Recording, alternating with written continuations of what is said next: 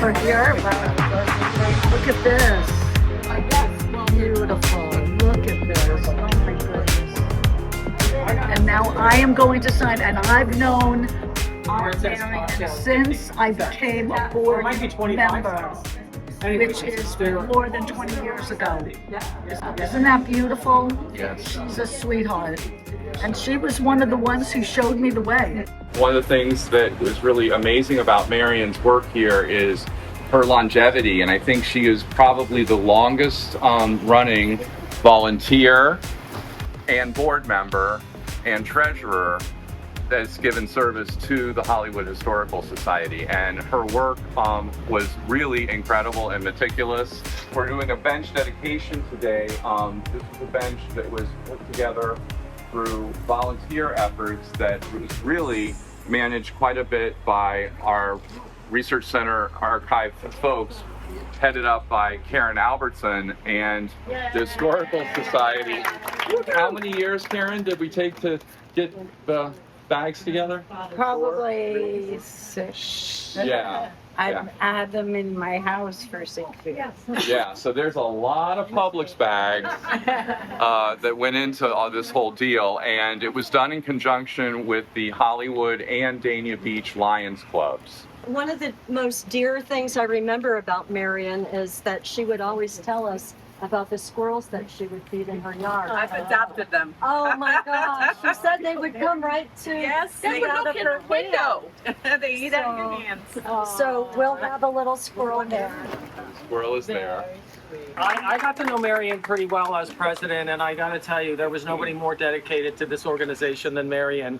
And even when she was not feeling well, she drug her body in here and she did what she needed to do. And talking about calculators and notebooks, when you got to the meeting, you said, well, Marion, what about this? Well, and it was all there. You know, we have Excel spreadsheets and QuickBooks, and she didn't need that because she came from that generation where you did it this way and it worked perfectly fine, and there was no software corruption, and there was no, way to have everything fall apart because it wasn't backed up. She was our backup. Marion was the backup for our organization for so many years, and she was a really interesting person. And I remember I took her to the bank a couple times, and she was a font of knowledge about Hollywood. I mean, she was one of the pioneers that people would say, well, ask Marion. She was here. She was at the Great Southern selling orange juice for Floyd L. Ray. She was at the Hollywood Beach Hotel during the war. I mean, her history here is long and rich, and we were just privileged to have her in our company while she was here on this earth. And I'll never forget Marion and what she meant to us and this organization. And I actually started working in Melaleuca Gardens at Gene Pasut's house across the street. And I'm like, that's Marion's house. So if I had time, I had to go over and have a glass of orange juice in Marion's kitchen. And when I walked in there, I was like, oh my God. Now I love time capsules, but you don't normally see a time capsule from 1968 with the original shag carpets and the swag hanging lights and the avocado green and the harvest gold. I'm like, Marion, oh my God, don't change a thing. This is absolutely perfect. And she didn't. She was perfectly happy there, and I would have been too. I just am so happy to be here and acknowledge what she meant to all of us. And thank you guys for coming, and Susan for putting on this spread, and Karen for all that you do with that poster board, and Steve for the incredible little video, which you can all go look at her little video in there. So God bless Marion, and we were lucky to know her. Here. All right, this is in memory. I'm in memory of Marion Fording. First of all, with sadness and love, we announce the passing of longtime Marion treasurer at the age of 96.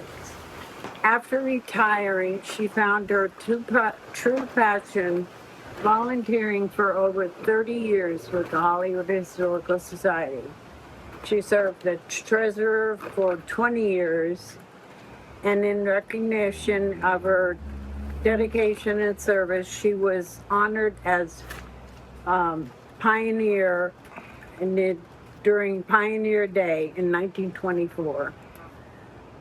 2024. Maybe it was 2025. Yeah. I don't speak very well.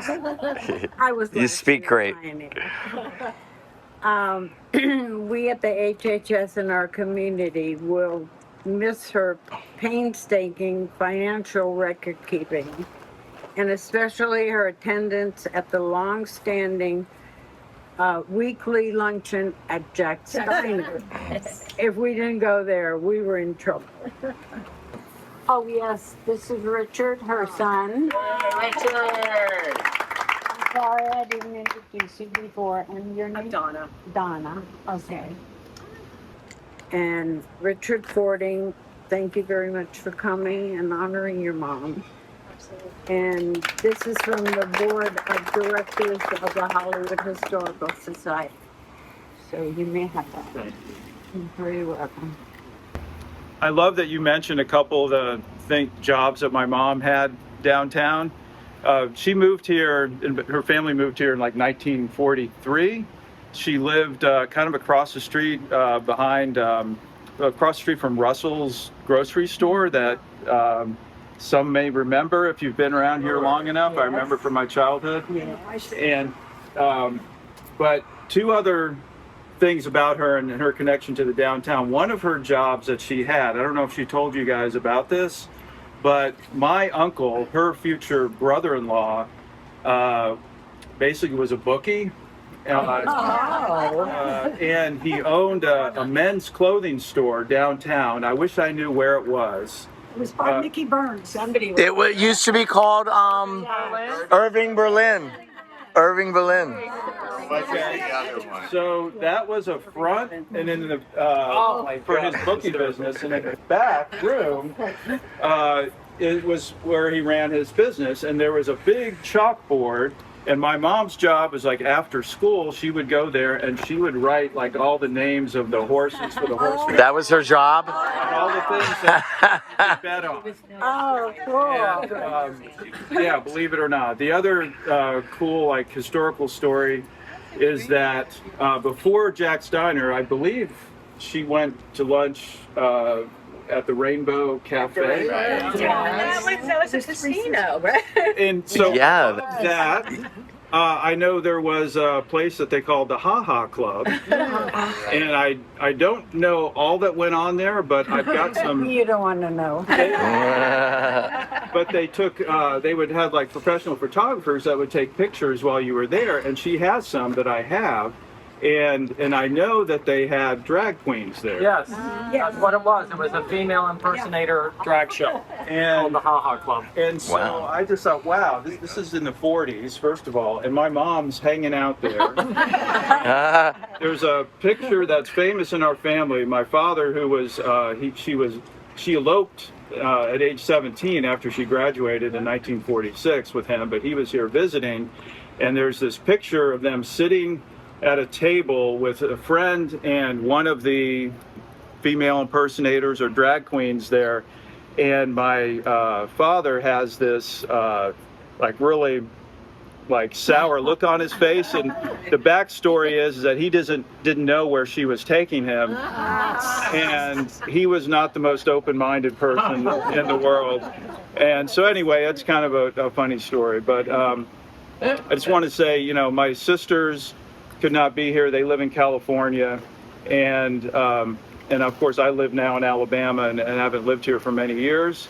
My mom, as you know, lived alone in that house until she died, we always, all of us, my siblings and I, invited her, tried to persuade her to move with us in her advanced age, and it was frustrating to us that she wouldn't do it. And I just want to say I appreciate, you know, all of you who helped her and indulged her and allowed her to continue to live alone and independently like that. Not really independently, obviously. And especially, you know, Karen and with all of her health problems and Gloria next door who looked out for her, and Bob and Jean across the street. Yeah, she never obviously would have been able to do that, but we didn't really understand the importance of the Historical Society until I think she got really sick, and now we understand why she wouldn't move. It's because of you all. You all were her family as much as we were, And the sense of purpose that she got from, and the love that she got from you all, she felt 10 times, 100 times more than you could even imagine. And thank you for indulging her refusal to learn how to use a computer. I'm sure that was more frustrating for you than it was for us at times. It's on paper. I loved hearing that story. She was stubborn. But last thing I'll just say is, before I sold the house, I collected a bunch of things from the time capsule.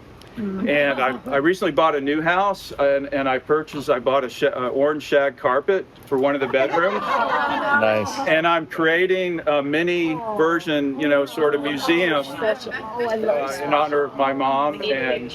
And Donna actually painted a picture of the of the house that I have displayed. But anyway, I'll send pictures to some of you at some point. And so thank you all so much for what you did for my mom and what she meant to you, but especially what you all meant to her. Thank you.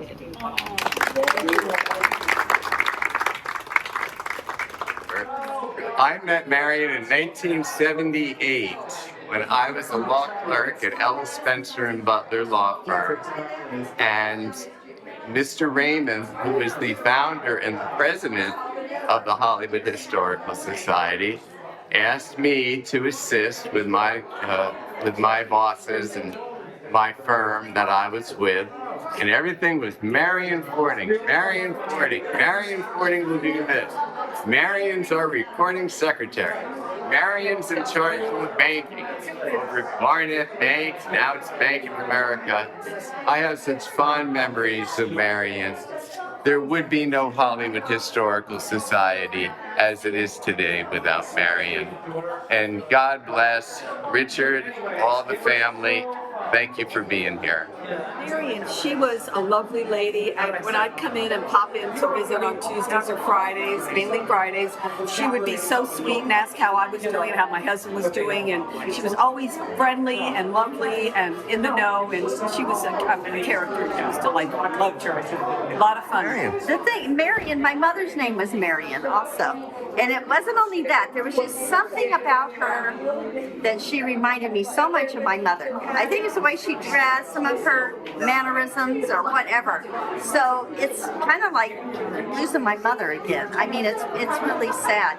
But yeah, I had a special relationship with her, I would say. And she's going to be missed a lot. I used to ride my bicycle past his house. One day I decided to come in. There was a little old lady sitting here. And she said, "Welcome to the Historical Society house."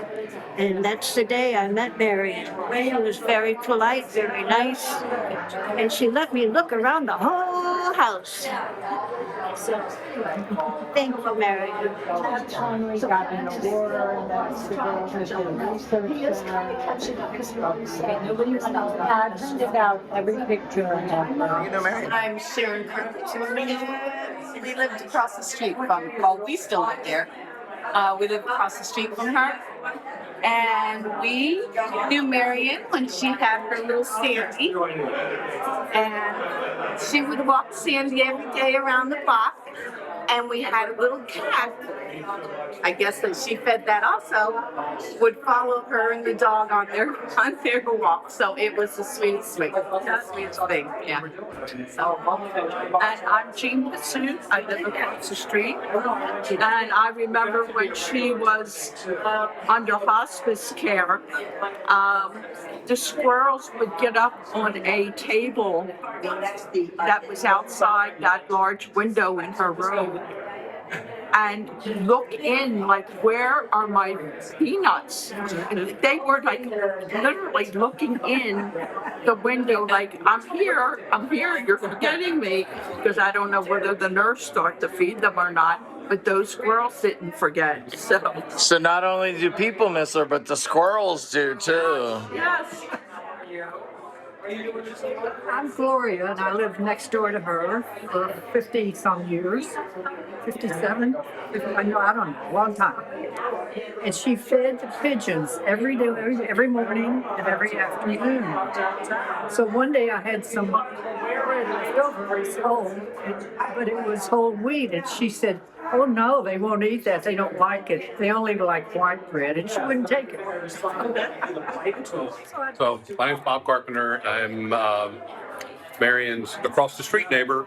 I moved in 2003 and got to know her over the years, and I kind of grew up somewhat protective of neighbors, and there was some solicitation going on in the neighborhood a while back, and I had already chased them off from my house, and moments later I saw them knocking on her door, and she was trying to shoo them off.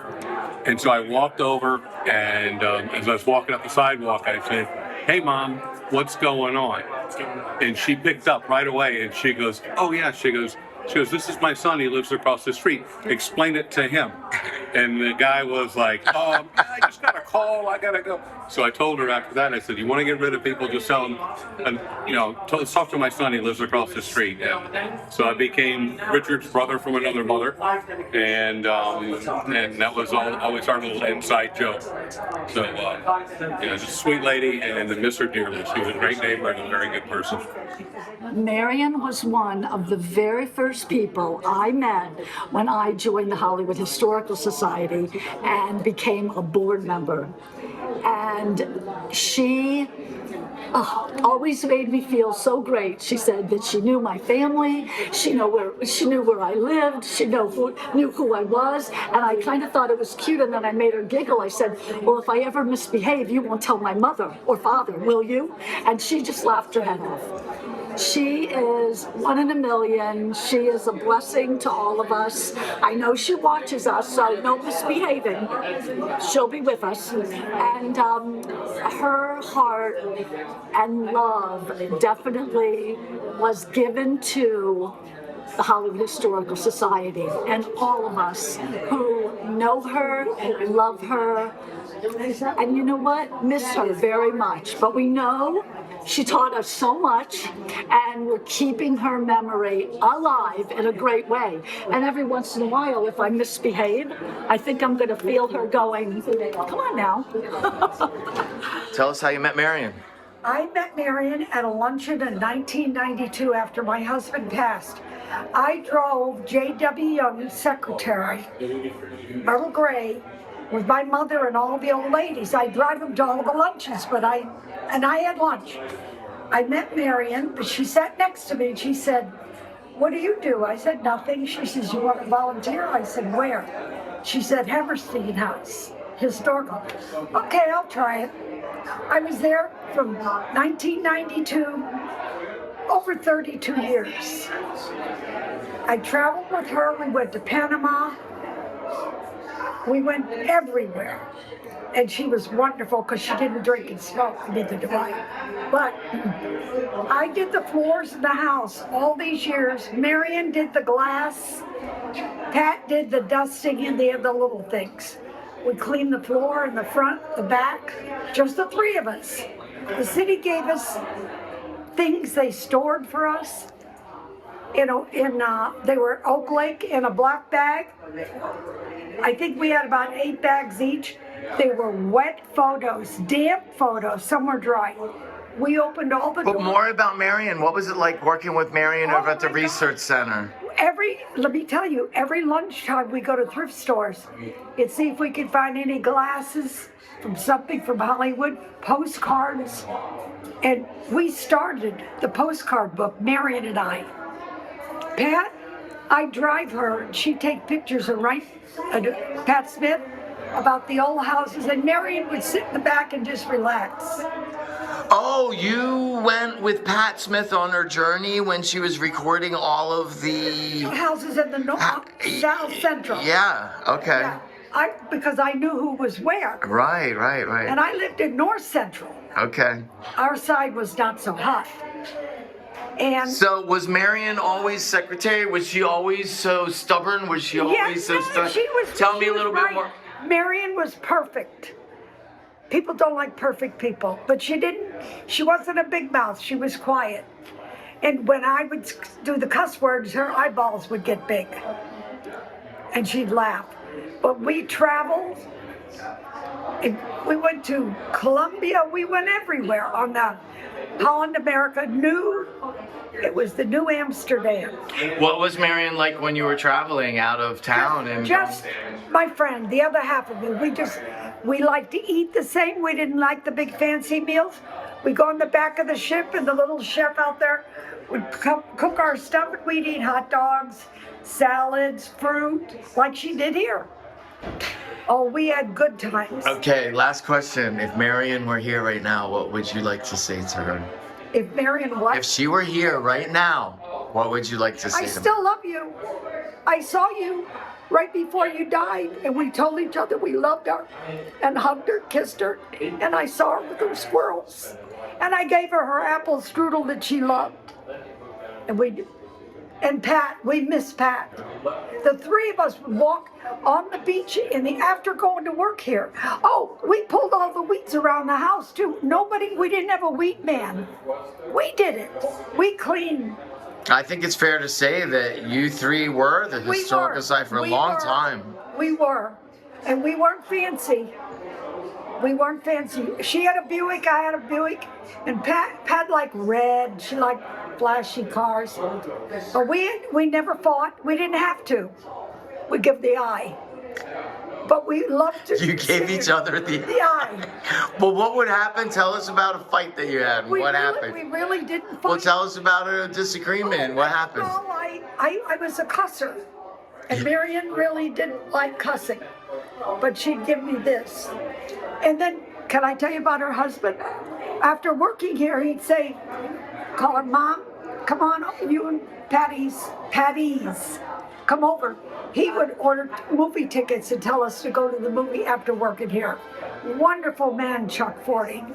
And she loved her kids. She was a very strong woman. She drove all the way from California at night with 3 of the kids.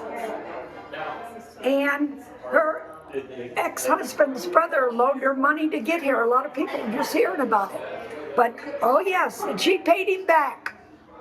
But she worked hard here, and I just told my friends from high school, I graduated in 1955, she hired them with the phone company, and they all knew her. So that was exciting. And then I used to go to her mother's place and help her if she had to carry groceries to her mother. And Pat Smith had a dog that ran up the tree. See, I'm talking riddles, but that's okay. That's okay. I'm fine. I'm loving too. I love you.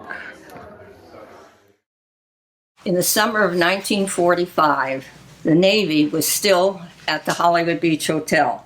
The Navy had taken over the hotel. They just said, we need it and we're going to have it. So they did. They had their men stationed there. I heard that they were going to hire somebody to work in their ship service. So I went down there, and believe it or not, they hired me. The ship service was like a store, and they had other things there, probably postcards and things that they could send home. And I was 16 years old, and another friend of mine that I went to school with, Montina Montaigne, she also worked there. The two of us did. And the sailors, yeah, they were hitting on us and asking us out and stuff like that, but it was a lot of fun. They were nice. When the school started, of course, I had to quit and go back to school. But I've never forgotten my time there. We have this book that was called The Quarterdeck, which is when the people were stationed there. And down here, they have a picture of the ship's service. And that could be me standing there. It looks like it might be. Anyway, that's when I was there. And that's what it looked like.